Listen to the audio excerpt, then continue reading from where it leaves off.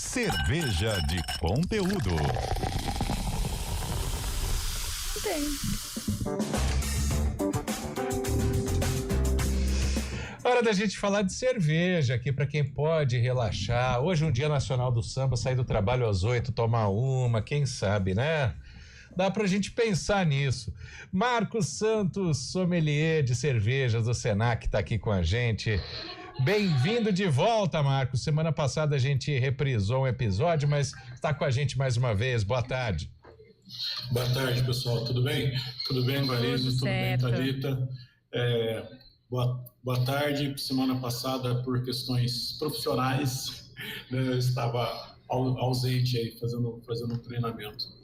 Pois é. Olha, antes da gente começar a falar da cerveja, só dar um toque aqui que os nossos ouvintes estão falando. Taquaral, região central, chovendo. Você está no Senac, Marcos?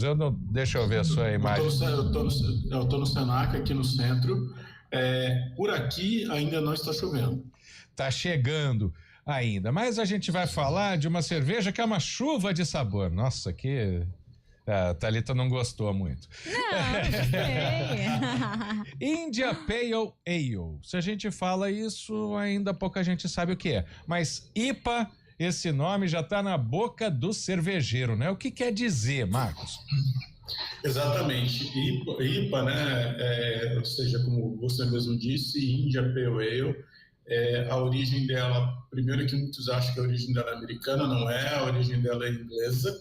E tudo começou, né? Uma das histórias bonitas que a gente tem para pegar e contar é que exatamente como eram muitos meses de mar, sobe, desce e tal o navio, e daí as cervejas estragavam quando chegava lá na colônia. Qual que era a colônia da Inglaterra? Estados Unidos. A Índia. A Índia. A Índia. Nesse momento a Índia. E daí exatamente como mexeu-se na receita para que a cerveja aguentasse mais para chegar até a Índia, que foi a adição de lúpulos. Então, como já falamos algumas vezes, o lúpulo é o responsável por temperar a cerveja, né, trazer um pouquinho mais de aromas e amargor e tudo mais. Então, como a cerveja que ia anteriormente era Pale Ale, então decidiram chamar India Pale Ale, que é exatamente para onde ia, né? Que é exatamente Índia, no caso. Interessante essa história, tá vendo, Thalitinho? O barco podia furar, mas a cerveja não podia estragar. Bom, exatamente, é isso aí. E o que caracteriza uma IPA hoje, além do lúpulo, é uma situação de mais sabor, uma cerveja mais amarga? Como é que você pode falar isso pra gente? Legal. Se eu pegar as duas principais referências, que é a English IPA ou a American IPA, são as duas que trazem uma diferença principal entre elas, que são as referências, né?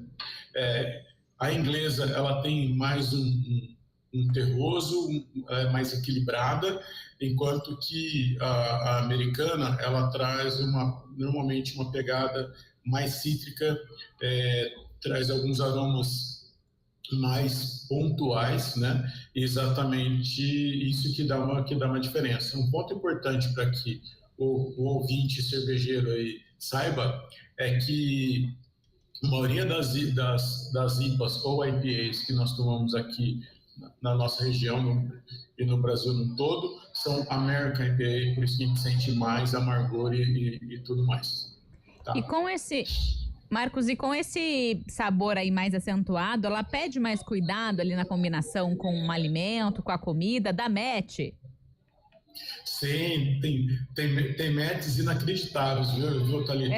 Como, você gosta de queijo gorgonzola? Eu gosto. Então, com queijo gorgonzola vai muito bem. Com uma comida mais picante, como uma comida chinesa, uma comida japonesa, dependendo da comida japonesa, é claro, mas uma comida mexicana, indiana, todas as cervejas, todas essas comidas que trazem uma picância maior, na hora que eu pego e coloco uma cerveja como essa, vai trazer um equilíbrio bem bacana.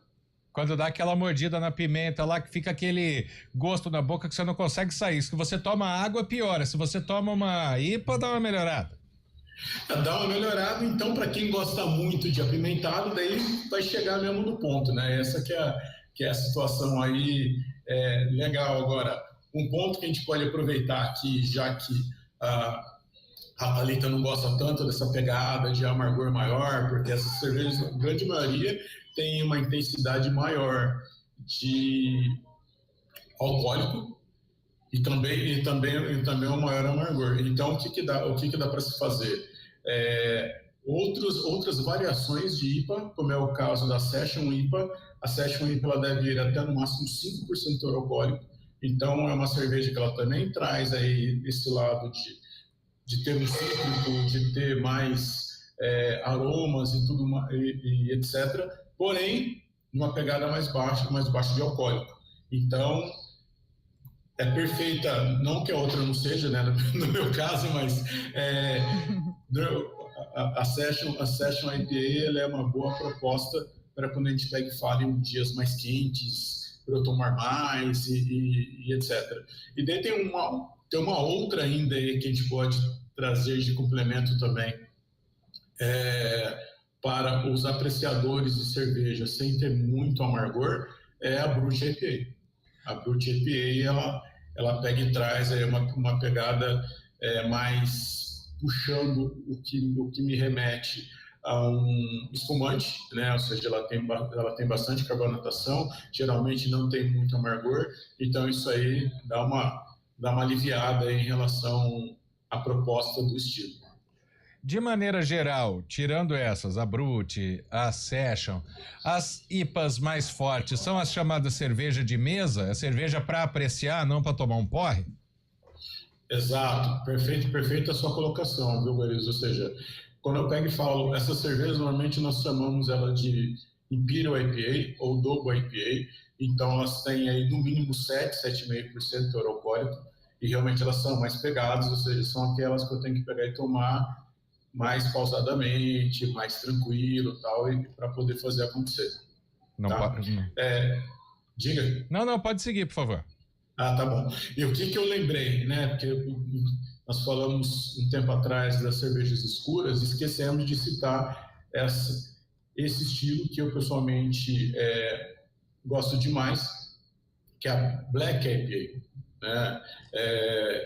Ou simplesmente India Black Ale, porque em algum momento a gente explica melhor por que não poderia ser Black IPA, porque dá um conflito aí em relação a origens, mas qual que é o ponto principal? Imagina a IPA tradicional, e daí eu pego e venho e trago cor nela, né? De forma grosseira, vamos falar assim. Então, ou seja, ela é preta, né? Marrom escuro para preta, e ela tem as mesmas nuances e intensidades de faixa de alcoólico, de amargor, tudo isso é a mesma coisa que a, entre aspas, branca, porém, né, trazendo aí essas nuances de eu sentir mais o tostado e tudo mais. Essa que é a proposta do estilo.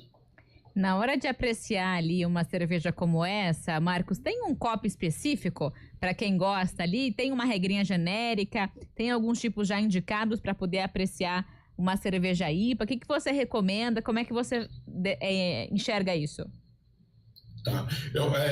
Qual que é a minha indicação? Que você consuma copos pint, né? Então, o copo pint vai atender muito bem quando eu falo do estilo IPA. O copo pint é aquele que a grande maioria dos bares que trabalham com cerveja artesanal tem, que eu vou ter uma boca maior, e daí exatamente a boca maior é para que eu possa sentir mais essa quantidade de aromas que eu peguei e comentei aqui, e ser feliz, cara. Na verdade, o que eu costumo dizer, lógico que o perfeito seria eu ter um copo de cristal, um pint ainda, mas um copo de cristal maravilhoso. Mas se esse copo estiver mal lavado, é melhor ser um copo genérico aí, né,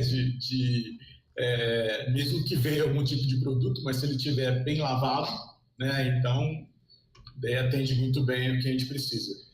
Para a gente fechar, Marcos, o processo, né, de fazer uma IPA, uma IPA, ele é mais artesanal, né? Ele tem mais ingredientes, como você explicou, e também quem vai comprar tem que desembolsar um pouquinho mais do que outros tipos de cerveja, como uma Lager, por exemplo. Ela é mais cara, né? Sim, ele é mais caro um pouco, mas qual que é um ponto importante, viu?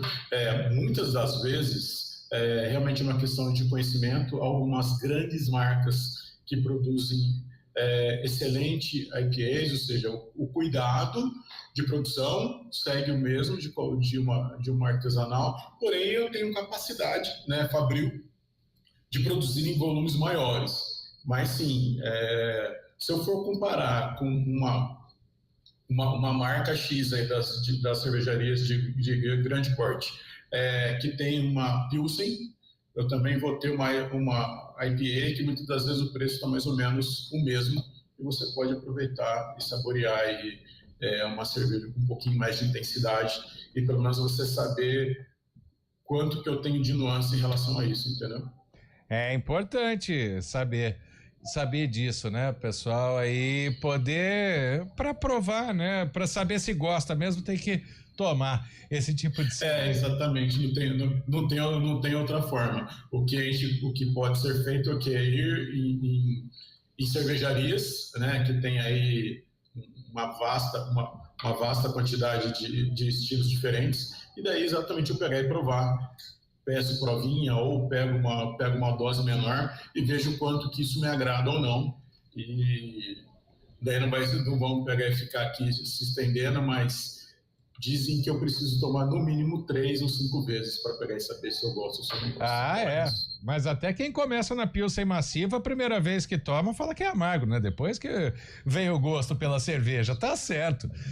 Marcos Santos, sommelier de cerveja, conversando com a gente aqui no quadro Cerveja de Conteúdo. Obrigado pela participação. Um abraço, Marcos. Abraço, pessoal. Até mais e saúde sempre. Nos vemos logo mais. Obrigada. Saúde. 3h49.